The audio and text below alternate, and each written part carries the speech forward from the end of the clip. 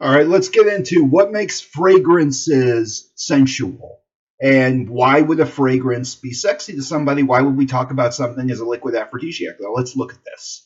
First of all, we know that there are certain aphrodisiacs that are natural in foods and herbals, some woods, some fragrant items have aphrodisiac qualities in their oils. We know for a fact that musk is definitely used by the mating rituals of animals. So now, is musk necessarily a aphrodisiac for humans? Now, this is a debatable topic. Musk is one of those things that some people like and some people hate. Now, musk at the same time is oftentimes in the scent notes that people use of musk, it is not the kind of scent note you want.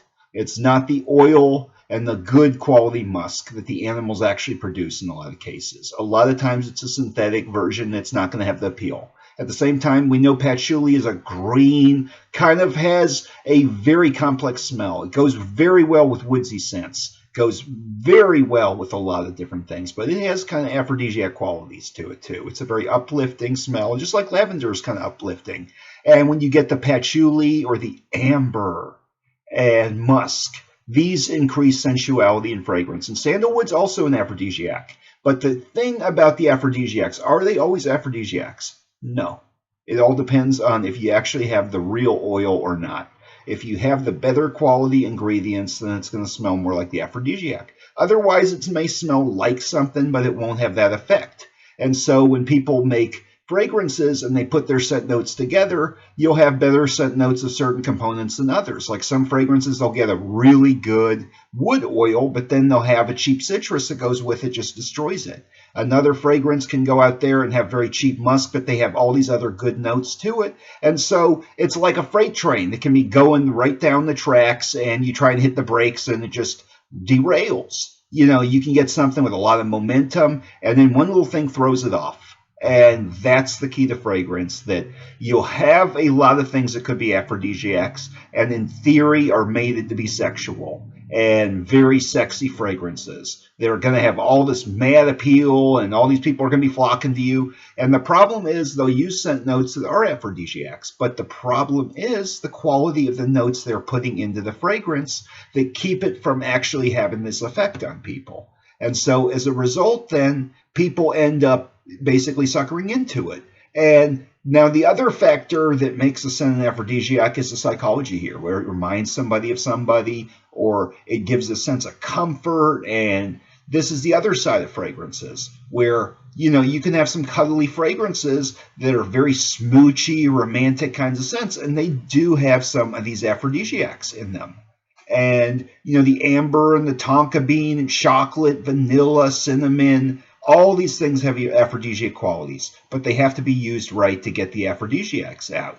And they're subconsciously basically the kinds of aphrodisiacs, and they hit the subconscious and the mind, and they turn somebody on naturally. And so you have to get them perfected and put together just right. And when you get the essential oils, then you have a much better result. And this is why niche fragrances oftentimes are seen in a lot of people's minds as panty droppers compared to like a department store fragrance or even a store-bought fragrance. And you have your different scales because of the essential oils they're using and who's making it.